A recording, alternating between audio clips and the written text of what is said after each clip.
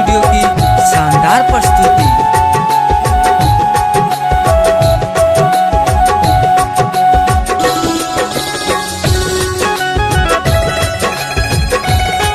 दिल टूट गया जब से मेरा हो, दिल टूट गया जब से मेरा, तब से दिल नहीं खेला गेला। बड़ दर्द होत बा सीने में, दिन रात अखिया जागेला। बड़ दर्द होत बा सीने में, दिन रात अखिया जागेला। बड़ दर्द होत बा सीने में, दिन रात अखिया जागेला।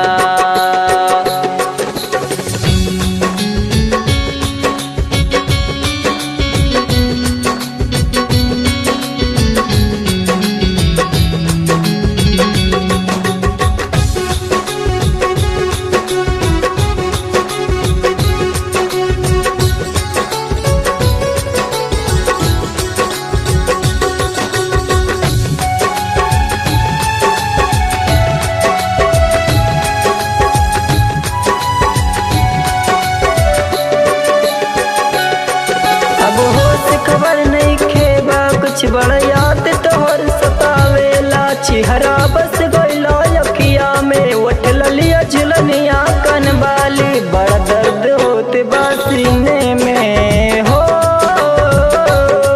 बड़ दर्द होते बा सीने में, दिन राती अखिया जागेला। मोर दूर हो जालू जब हमसे हो,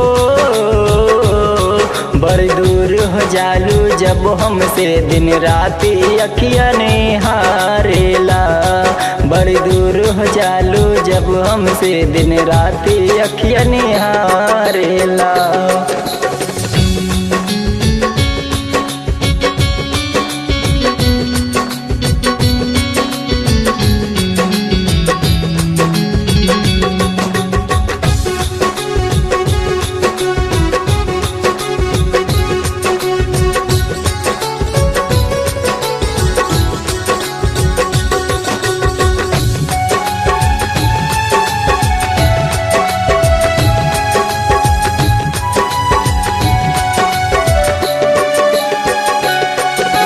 जब सुना ये मन सुना, सब सुना सुना लोकेला।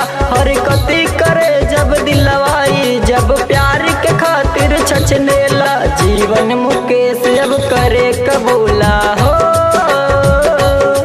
जीवन मुकेश अब करे कबूला। खाली प्यारी मांगेला।